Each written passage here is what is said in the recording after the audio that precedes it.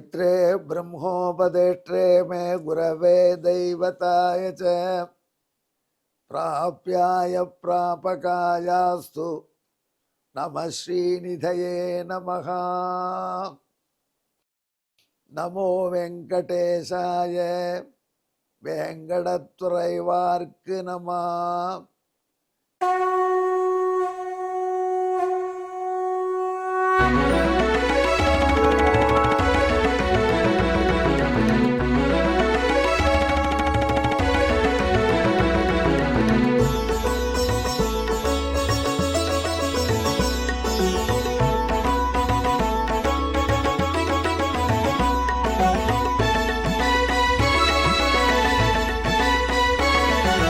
सहस्रनामं सहस्रनामं श्रीवेंकटेश सहस्रनामं सहस्रनामं सहस्रनामं श्रीवेंकटेश सहस्रनामं।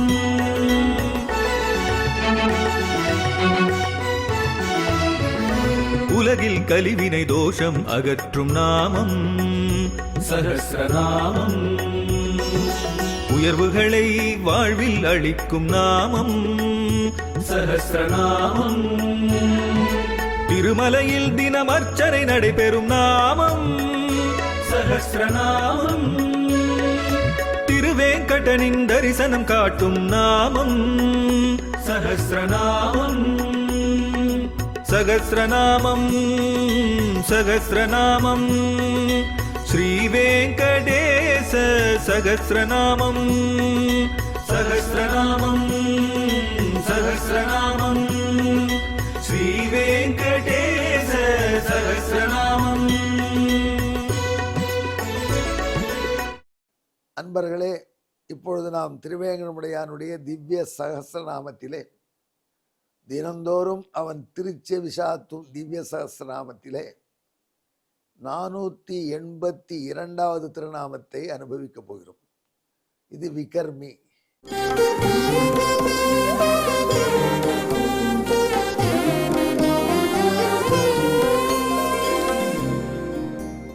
சென்ற திருநாமம் அகர்மி, இது விகர்மி.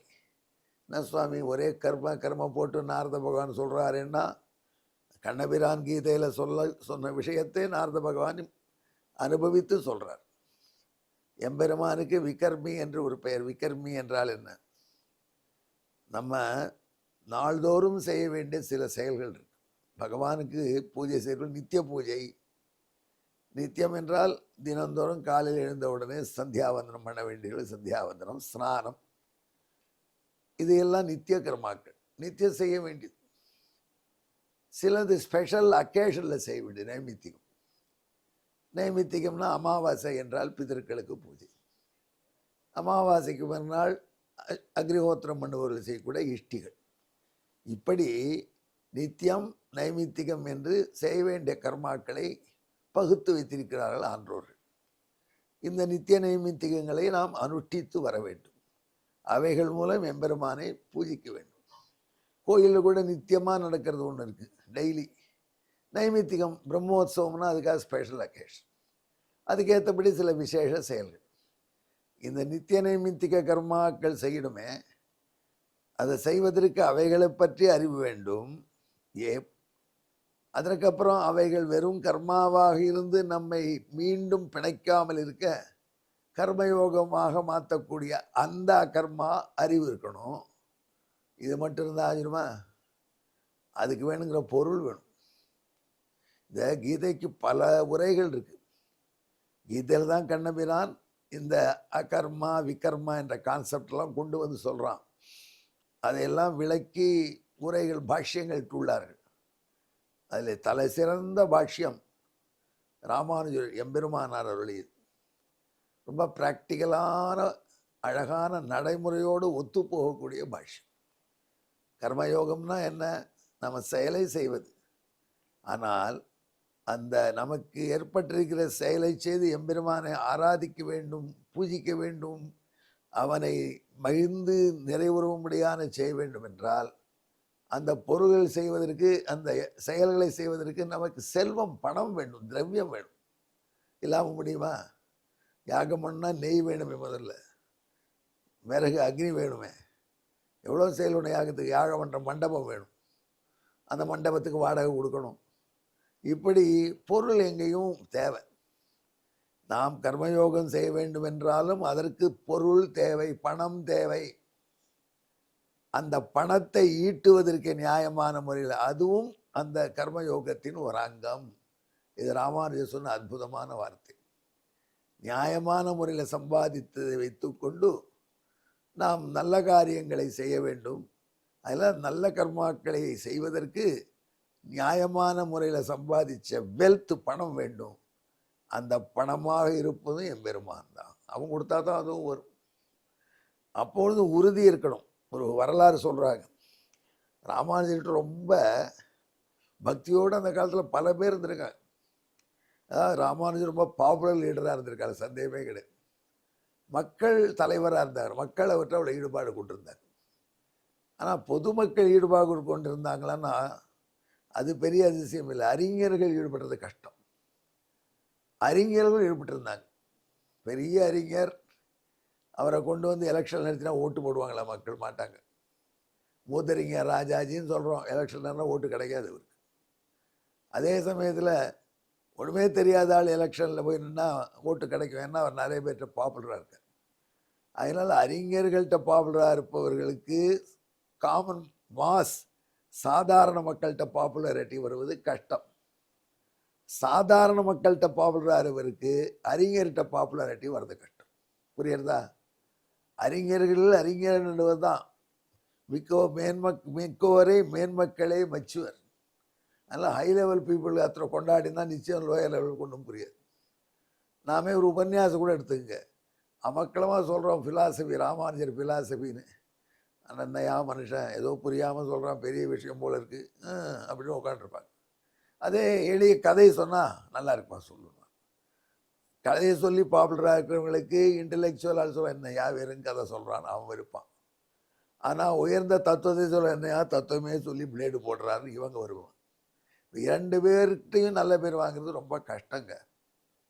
எம்பெருமானாருக்கு அந்த ரெண்டு பெரிய பெரிய அறிஞர்கள். சோமயாகம் பண்ண சோமயாசி ஆண்டான்னு ஒருத்தர், சோமாசி ஆண்டான்னு, அவர் எம்பெருமானார் என்று ராமானுஜர்கிட்ட அவ்வளோ ஈடுபட்டிருப்பாராம். அந்த வார்த்தை அவர் சொல்லும் பொழுதே அவருக்கு ராமானுஜருள்ள பக்தி வெளிப்படுவான்.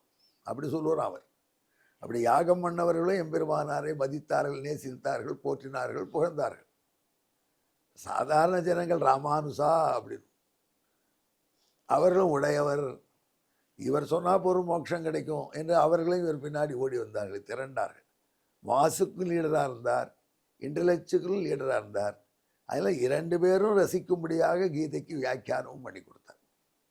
அது ஒன்றும் சந்தேகம் இல்லை. கீதைக்கு எம்பெருமானார் கொடுத்த வியாக்கியானத்துக்கு நிகரான வியாக்கியானம் கிடையாது. அதில் இந்த விகர்மாவுக்கு, அதாவது யாகத்துக்கு வேணுங்கிற பொருளை ஈட்டக்கூடிய செயலையும் கர்மயோகத்தின் ஒரு பகுதியாக காண்பித்தார். அந்த விகர்மாவும் கொடுக்க வேண்டியவன் நாராயணன் தான். இப்போது கை கால் எல்லாம் அவன் தான் கொடுத்துருக்கான். நமக்கு காலில் என்ன நின்று ஹோமம் பண்ண முடியுமா? வாயில் என்றால் மந்திரம் சொல்ல முடியுமா? அதையும் அவன் தான் கொடுத்துருக்கான். அதை அந்த வேணுங்கிற பொருளை ஈட்டக்கூடிய திறமையும் அவன் தான் கொடுத்துருக்கான். அந்த பொருளை நியாயமான முறையில் ஈட்டுவதற்கு வழியை அவன் தந்திருக்கான். நான் அந்த காலத்தில் சோழன் அரண்மனையில் 2 தளபதிகள் இருந்தாங்க. அவர் ராமானுஜர்கிட்ட ரொம்ப ஈடுபாடு வச்சுருந்தாங்க. ராமானுஜர்கிட்ட அவங்களுக்குள்ள ஈடுபாடை பார்த்தான் அந்த மன்னன். அவன் என்ன பண்ணா, நீங்கள் 2 பேரும் ராமானுஜர்கிட்ட போய் இருந்திருக்க அப்படின்னா, இருந்தால் சாப்பாட்டுக்கு பணம் விக்கிரமா எப்படி கிடைக்கும், அங்கேயே சம்பளம் அனுப்பிச்சி விட்றேன்னுட்டான். ராமானுஜர் மடத்தில் வந்து அவங்க பணிவிடை செய்கிறாங்க. ராமானுஜருக்கு ஒரு 1ஆம் தேதி வந்தது. அங்கேருந்து ஆளுக்கு 2 பொற்காசை கொண்டு வந்து நமஸ்கரித்தாங்க. ராமானுஜர் கேட்டார், இது என்ன, எங்கள் சம்பளம்னா. உனக்கு எதுக்கு சம்பளம்? நீ தானே 1 மாதம் இங்கே தானே வேலை செய்கிற, யாரையும் அவனுக்கு சம்பளம் கொடுத்தாங்க, நான் கொடுக்க மாட்டேன்னு என்னார். சுவாமி, மன்னன் அனுப்பிச்சிருக்கான், இது இங்கே இருங்கன்னு சொல்லி பணம் கொடுத்துட்டான். ஆக மன்னன்கிட்ட வேலை செய்யாமல் இங்கே உழைச்சதுக்கு மன்னன் கொடுக்குறான சம்பளம். அந்த சம்பளத்தை வாங்கிட்டு இங்கே இருக்க வேண்டாம், இங்கே இருக்கிறதா இருந்தால் பணத்தை கொண்டு வந்து கொடுத்துருங்க. அவருக்கு பணிவிடை செஞ்சால் அவரோட சம்பளம் சரி, இங்கே அன்புக்காக செய்யுங்க, அவ்வளோதான். நான் உங்களுக்கு சாப்பாடு போடுறேன், அது போகிறோம், உங்களை பார்த்துக்கும் அப்படின்னு விட்டார் ராமானுஜர். திரும்பி அந்த காசை கொண்டு போய் ராஜாட்ட கொடுத்தாங்க. ராஜா பார்த்தான், கொடுத்த காசை ஏன்னு திருப்பி தருவாங்களா? ஓட்டு போடுறேன் 10,000 ரூபா, ஓட்டு போடுங்க 10,000 ரூபா கொடுக்குறேன், என்ன ஜெயிச்ச உடனே கொண்டான்னு கேட்டால் இவ்வளோ சத்தம் போடுறாங்க. இவன் திருப்பி கொண்டு வந்து கொடுத்துட்டானே. இப்படியே அவங்க குரு இருக்காருன்னா அவனும் ராமானுஜரோட பக்தன் ஆகிட்டான். அப்படி ராமானுஜர் விகர்மா என்று யாகத்துக்கு பொருளை ஈட்டணும், அது உழைத்து ஈட்டணும், நேர்மையான முறையில் ஈட்டணும், அதை கொண்டு செய்ய வேண்டும் என்ற மனக்கருத்தை மக்கள் மத்தியில் அன்றைக்கு கொண்டு போய் கொடுத்தவர். இதே கண்ணபிரான் சொல்லியிருக்கான், அப்பா விகர்மாவை உங்களுக்கு தெரியணும், அந்த விகர்மாப்படி நீ உழைக்கும் பொழுதெல்லாம் இது நல்ல காரியத்துக்கு, இந்த உழைச்சி பண்ணுற சம்பாத்தியம் எம்பெருமான் திருவுள்ள உகப்புக்காக நல்ல காரியம் செய்ய என்கிற எண்ணத்தோடு செய்யணும். நான் உங்களுக்கு ஒரு வேடிக்கையான கதை சொல்லிடுறேன். நீ கதை தானே சொல்கிறேன், என் வாழ்க்கையில் நடந்த நிகழ்ச்சி. நான் கடைசியாக இண்டஸ்ட்ரியல் அட்வைசர் டு கவர்மெண்ட் என்ற பதவியிலிருந்து ஓய்வு பெற்றேன். அது நான் எங்கள் பணி, எங்கள் ஆஃபீஸில் உயர்ந்த பதவி, இன்ஜினியர் கிடைக்கக்கூடிய பதவி. அது வரைக்கும் பகவான் கொடுத்தான் செஞ்சேன். அப்போது ஒரு ஸ்கீம் இருந்தது, ISO 9000 வாங்கக்கூடிய சிறுதொழிலுக்கு 60,000 வரைக்கும் மானியம் தரணும். ஆனால் சும்மா கொடுத்துருப்பாங்க கவர்மெண்ட்டு. அதுக்கு எவ்வளவோ கண்டிஷன், அது இது இந்த சர்டிஃபிகேட்டு, அந்த சர்டிஃபிகேட்டு, அது இது நிச்சயம் அதில் 10 சர்டிஃபிகேட் கொடுக்கணும். 4வது தப்பாக கொடுத்துருவாங்க. ஐயா திருப்பி சரியாக பண்ணுன்னு அனுப்புவோம். இதிலேயே கடித போக்குவரத்து ரொம்ப நீண்டு போயிடும். அவங்களுக்கு கொடுக்க வேண்டியது ஒதுக்கி வச்ச பட்ஜெட் அப்படியே கிடக்கும், ஒரு வருஷமாக ஆகிடும் ஏறத்தாழ். இப்படித்தான் முன்னிருந்தவர்கள் பண்ணார்கள். நான் போன பொழுது பல வழிகளை கண்டுபிடித்து அப்ரூவல் வாங்கி நிறைய பேருக்கு 16 கோடி ரூபாய் கொடுத்தேன் முதல் வருஷம். அந்த பட்ஜெட்டே இருந்தது 10 கோடி தான். அந்த 16 கோடி இன்னும் மேலே பட்ஜெட்டை திருப்பி விட்டு 16 கோடி கொடுத்தேன். அப்போ எல்லாரும் பயந்து பாங்க. என்கிட்ட ஒரு சொன்னாங்க, நீ பாட்டுக்கு அள்ளி கொடுக்காதையா, மேலதிகாரிகள் கொடுன்னுடுவாங்க, நாளைக்கு தான் ஒரு தப்பு வந்தால் ஒன்றா வச்சுருவாங்க உள்ளே கொண்டு போய், ஜாகிரதையாருன்னுவாங்க. நான் கொடுத்துட்டேன். எப்படின்னா அந்த கையெழுத்து போடும் பொழுதெல்லாம் சொல்லிப்பேன், எம்பெருமான் என்னை கருவியாய்த்து கொண்டு தன் திருவுள்ளகுப்புக்காக தானே இந்த மானியத்தை அநேர்முறை வழங்குகிற கட்டளை இடுகிறான்னு நினச்சிக்கிட்டே தான் கையெழுத்து போடுவேன். பயம் இல்லாமல் போட்டேன். நான் ஒரு மாதம் லீவில் வந்தேன், கடைசி ரிட்டையர்மெண்ட்டுக்கு முன்னாடி. அப்போது இன்னொருத்தர் இந்த பொறுப்பு எடுத்துட்டாங்க, என்னோட சீனியர். அவர் ஒரு பைசா சாங்ஷன் பண்ணலை. அப்போது அடிஷ்னல் செக்ரட்டரி எங்கள் தலைவர் கேட்டாங்க, கருணாகரன் பாட்டுக்கு கோடி கோடியாக பண்ணுறான், நீங்கள் இவ்வளோ கொஞ்சம் பண்ணுறதுக்கே இப்படி பயப்படுறீங்களே அப்படின்னாராம். அவங்க சொன்னாங்க, அவர்கிட்ட கடவுள் செல் நம்பர் இருக்குது, எங்கள்கிட்ட இல்லை. அதாவது கடவுள் மேலே நம்பிக்கை வச்சுட்டு செய்கிறார், அந்த தைரியம் எங்கள்கிட்ட இல்லை. இந்த விகர்மாவை தெரிந்து கொண்டால் பகவான் உபகாரம் பண்ணுறான். அந்த விகர்மாவையும் தெரிந்து கொண்டு பணி செய்யுங்க. அதனால் விகர்மாவே அவன்தான் என்கிறார்னார். இதுவரைக்கும் நாம் சொன்ன விஷயத்தை விளக்கக்கூடிய பின்னணி ஸ்லோகம்.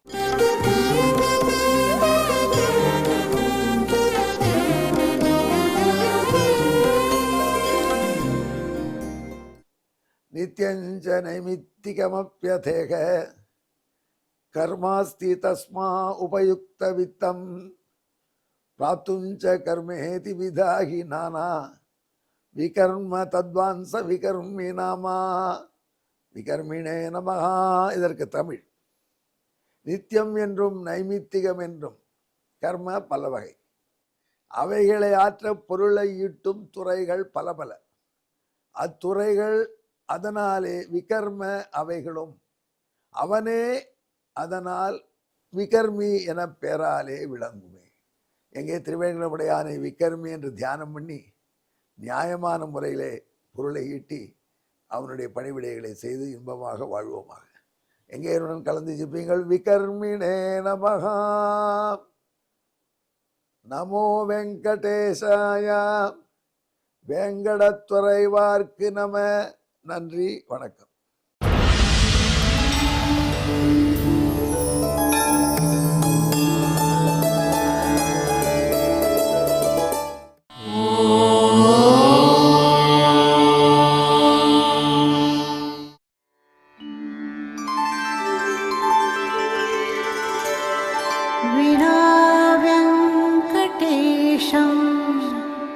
ननाथो ननाथः सदा वेङ्कटेशं स्मरामि स्मरामि। हरे वेङ्कटेश प्रसीद प्रसीद। प्रियं वेङ्कटेश प्रयच्छ प्रयच्छ।